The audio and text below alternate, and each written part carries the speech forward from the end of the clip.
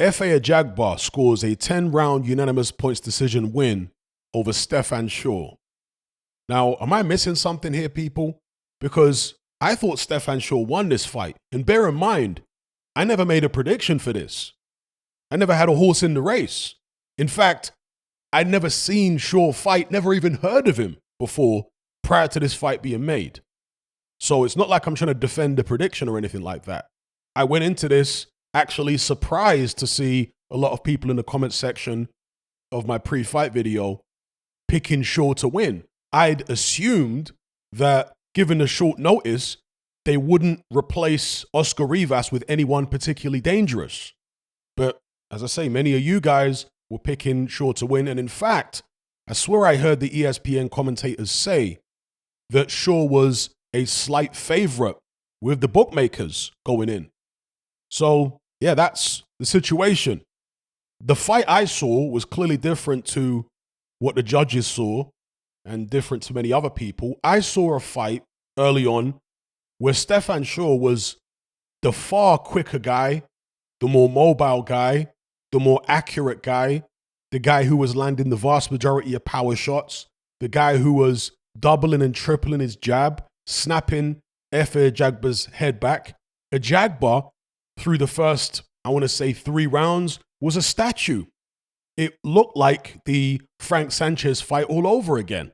In fact, I want to say Stephan Shaw might have been a bit more dominant in the first 3 rounds of the fight than Frank Sanchez was in the first 3 rounds of his fight against Ajagba. He looked real good. The 4th round was the first I gave to Ajagba. And from there on, Stephan Shaw, at least to me, was winning the majority of the rounds, although they were starting to get a bit closer.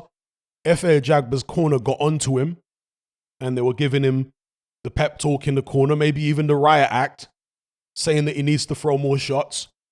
Ajagba started to loosen up a bit as the fight went on. There was a little bit more upper body movement. He still didn't look too clever in there. Very upright, still clunky. And I think more than anything with Ajagba, he's not the quickest heavyweight in the world. We know that. But I think it's his reflexes that are really quite mediocre. Seems to have slow reflexes. He doesn't react to things, either offensively or defensively, as fast as you'd like to see. And that allows a guy like Shaw to start peppering him with shots. So, yeah, as the fight progressed, Ajagba picked up the work rate. He did get punished a couple times for picking up the work rate. He actually got buzzed, and this is something that the ESPN commentators picked up on. His legs actually stiffened momentarily after taking some shots off Shaw, and that put Ajagba back in his box again for a little bit. But his corner got onto him, and they told him, you need to believe in yourself, and he managed to force some punches out of himself down the stretch of the fight, the back stretch of the fight.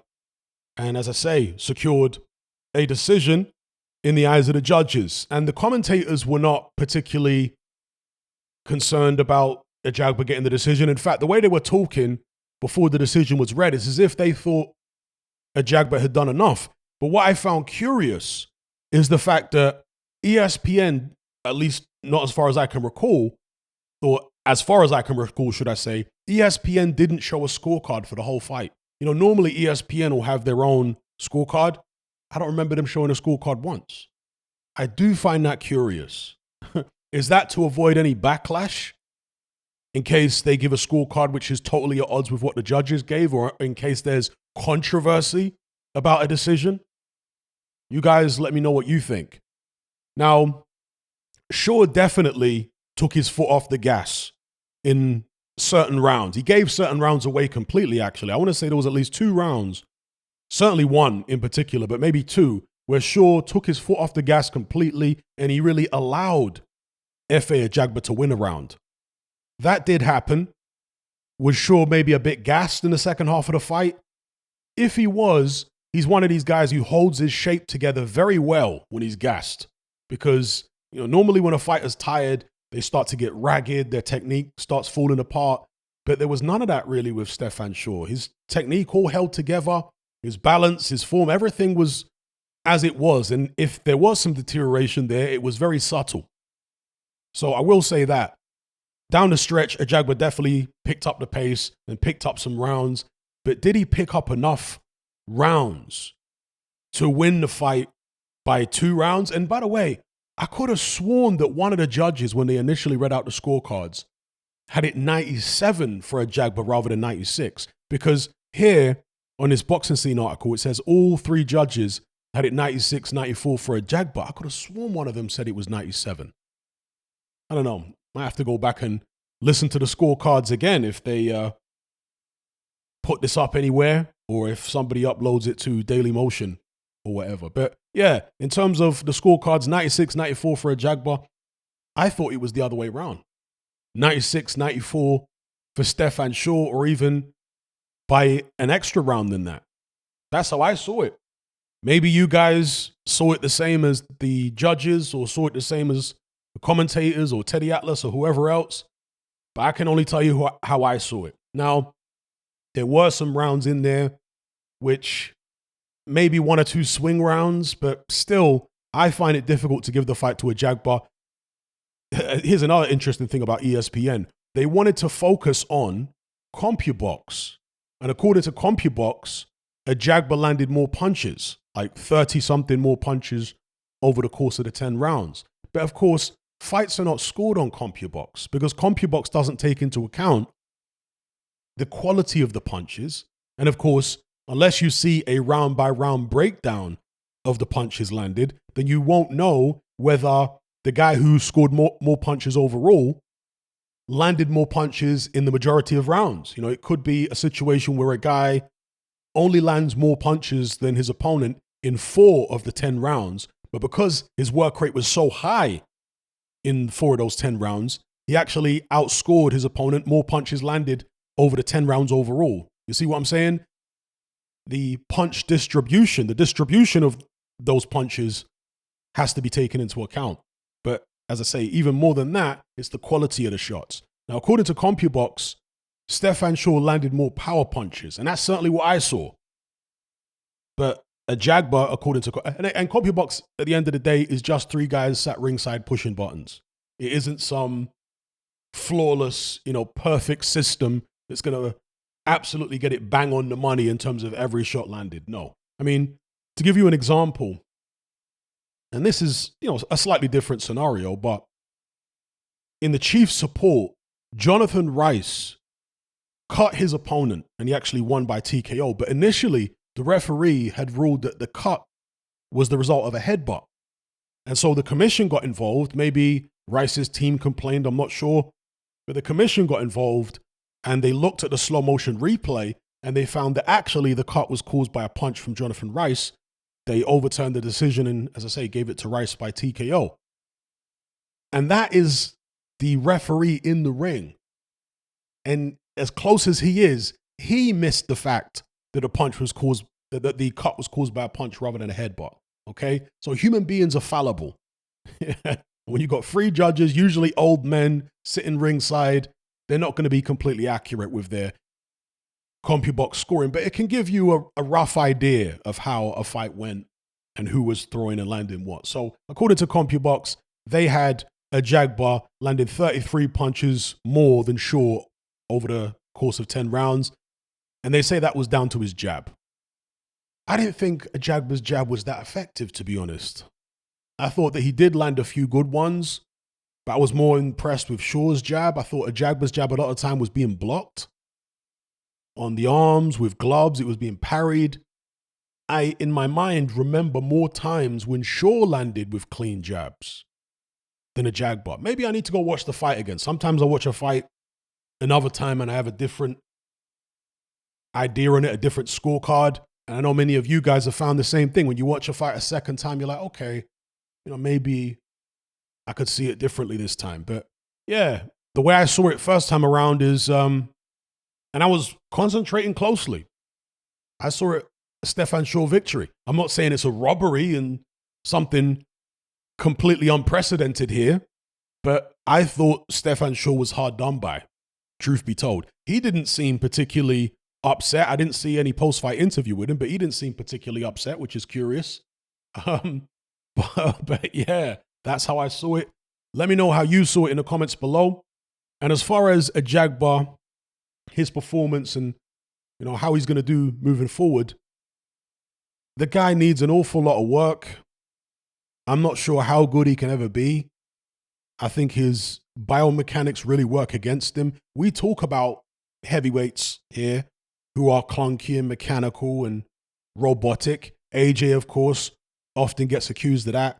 But let's be real, AJ is like, Muhammad Ali compared to Efe Ajagba in terms of biomechanics. He's as robotic as AJ is, he's a lot more fluid than Ajagba, a lot more upright than Ajagba, got quicker reflexes, just, smoother all round. As clunky as he is, he's a lot smoother than Ajagba. Ajagba, he really needs to focus on making that jab as good as he can possibly make it, because I don't see someone as clunky as this ever being free of his clunkiness to any great extent. Therefore, the jab is going to be absolutely key. You get like Frank Bruno. As I mentioned in a recent video, Frank Bruno was extremely stiff and clunky, but he did have a very formidable jab. And so I think Ajagba needs to develop that jab more. And yeah, he, according to CompuBox, did land more jabs here, and that basically won him the fight. But for me, as he moves up in competition, he's going to need that jab. He's going to need to rely on it even more. So that's my take on it. Now, as far as Stephan Shaw, you guys were telling me that this fighter is a dark horse in the division, and I can see why you're saying it now. I can see why you said it. He is very slick, great balance, great footwork, good defense. The few times he did get clipped by Ajagba, he took the punches, no problem. If there is anything to work on, the stamina down the back end of the fight was a little disappointing because of the fact that he just seemed to, really drop his output in the final few rounds. So that's something he's got to work on. But skills-wise, this guy is going to cause people problems, no doubt about it. He isn't the athlete that Frank Sanchez is, but in terms of technique, he's right there with Sanchez, for my money, right there. In fact, there may be a few things he actually does a bit better than Frank Sanchez. So that's my take on the fight and the fighters overall. As far as where Ajagba goes next, Shaw can come back. I believe he's only 30 years of age, but he will be in the Who Needs Him club because that guy's going to cause people problems. As far as Ajagba, where does he go? I'd have to look at his rankings with the sanctioning bodies. There was somebody in my Element group who said they'd like to see Ajagba against, God, I've forgotten his name now. Excuse me, Jared Anderson. Drew a blank for a second. They'd like to see Ajagba against Jared Anderson and Stephan Shaw fight Magmadov.